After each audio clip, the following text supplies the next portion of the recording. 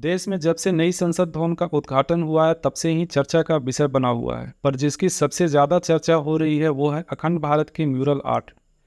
India की नई parliament में अखंड भारत का नक्शा देखकर हमारे कुछ पड़ोसी देश भड़क गए हैं। पहले नेपाल और अब पाकिस्तान ने अखंड भारत को लेकर ऐतराज़ जताया है।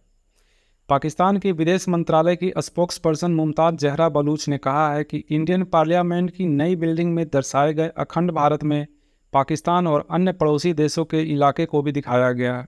ये बदनीयती है जो इंडिया के विस्तारवादी सोच को उजागर करती है। पाकिस्तान की ओर से कहा गया है कि ये इंडियन पार्लियामेंट में दिखाए गए उस म्यूरल आर्ट से बहुत टेंशन में है जिसे वहाँ बीजेपी के लीडर अखंड भारत बता रहे हैं। उन्होंने आगे कहा कि अखंड भारत का दावा इंडिया वालों की विस्तारवादी मानसिकता को दिखाता है जो न केवल उसके पड़ोसी देशों बल्कि रिलीजियस माइनॉरिटीज़ की विचारधारा और संस्कृति को भी दबाना चाहती है। पाकिस्तानी प्रवक्ता ने कहा कि हम भारत को सलाह देते हैं कि वे दूसरे देशों के बारे में नफरत न फैलाएं। उन्होंने कहा कि भारत को विस्तारवादी सोच रखने की बजाय पड़ोसियों से रिश्ते सुधारने चाहिए। इससे साउथ एशिया में शांति और स्थिरता का माहौल पैदा होगा। भारतीय संसद की नई इमारत में अखंड भारत म्यूरल आर्ट में प्राचीन भारत का नक्शा दिखाया गया है जिस पर भारतीय राज्यों के प्राचीन नाम लिखे हुए हैं।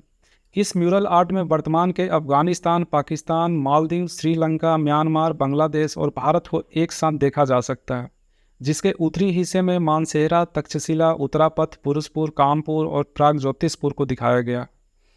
अगर भारत के प्राचीन इतिहास पर नज़र डालें तो ये नक्शा गलत भी नहीं है, क्योंकि पहले पाकिस्तान, बांग्लादेश, म्यांमार, मालदीव और अफगानिस्तान के नाम के कोई देश थे ही नहीं।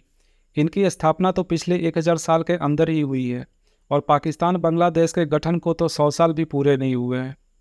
पाकिस्तान 14 अगस्त 1947 को भारत का बंटवारा करके बनाया गया था। इससे पहले उसका पूरा इलाका भारत का ही तो हिस्सा था।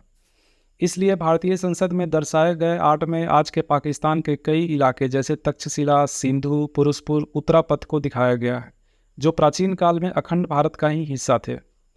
अखंड भारत के इसी आर्ट में लुम्बिनी और कपिल वस्तु को भी दिखाया गया है, जो भगवान बुद्ध से जुड़े हुए हैं और वर्तमान समय में नेपाल का हिस्सा है। और इसे देख नेपाल के वामपंथी नेता पूरी तरह से नाराज हो गए। नेपाल के पूर्व पीएम बाबूराम भट्टराई ने इस पर सवाल उठाया और कहा कि भारत अपनी मंशा जाहिर करे और हमें स्पष्टीकरण भेजे।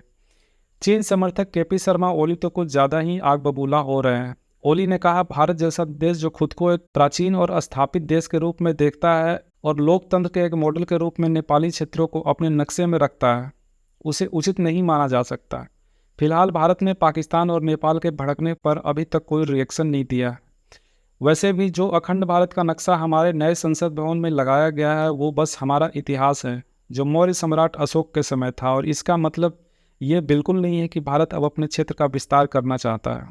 तो आपका क्या सोचना है इसके बारे में, कमेंट करके हमें ज़रूर बताएं और चैनल को सब्सक्राइब करना ना भूलें। मिलते हैं नेक्स्ट वीडियो में, तब तक के लिए नमस्कार, जय हिंद।